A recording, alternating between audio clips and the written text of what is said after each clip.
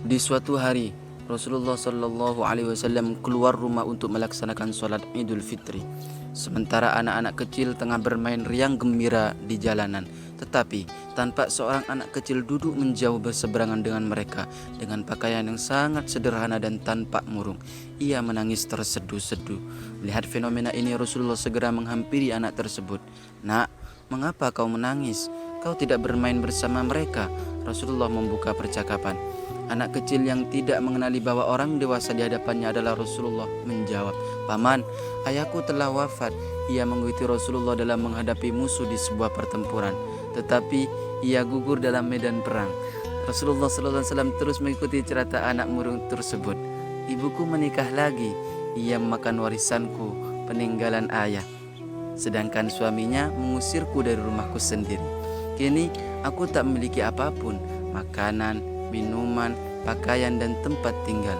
Aku bukan siapa-siapa, tetapi hari ini aku melihat teman-teman sebayaku merayakan hari raya bersama ayah mereka, dan perasaanku dikuasai oleh nasib kehampaan tanpa ayah.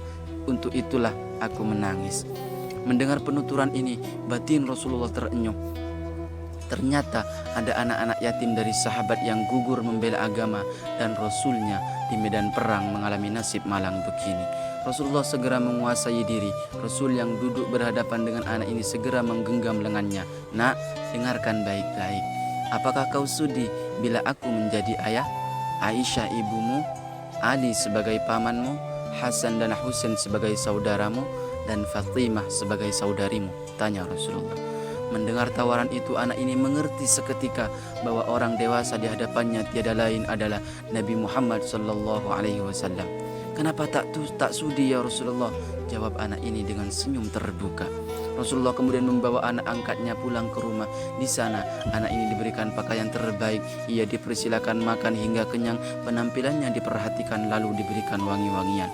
Setelah beres semuanya, ia pun keluar dari rumah Rasulullah dengan senyum dan wajah bahagia.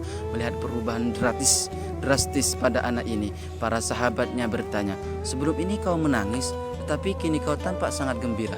Ada apa?" "Benar sahabatku, tadinya aku lapar, tetapi lihatlah sekarang tidak lagi. Aku sudah kenyang. Dulunya aku memang tidak berpakaian, tetapi kini lihatlah sekarang aku mengenakan pakaian bagus. Dulu memang aku ini yatim, tetapi sekarang aku memiliki keluarga yang sangat perhatian.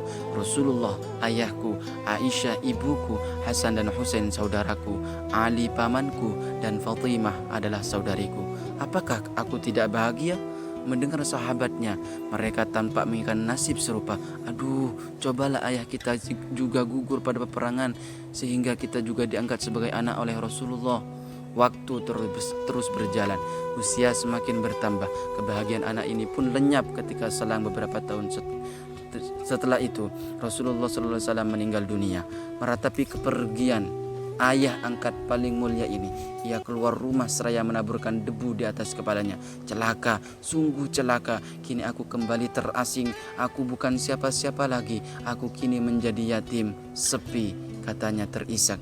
Sayyidina Abu Bakar As-Siddiq yang menyaksikan anak ini segera memeluknya. Sayyidina Abu Bakar kemudian mengambil alih pengasuhannya. Wallahu a'lam bishawab.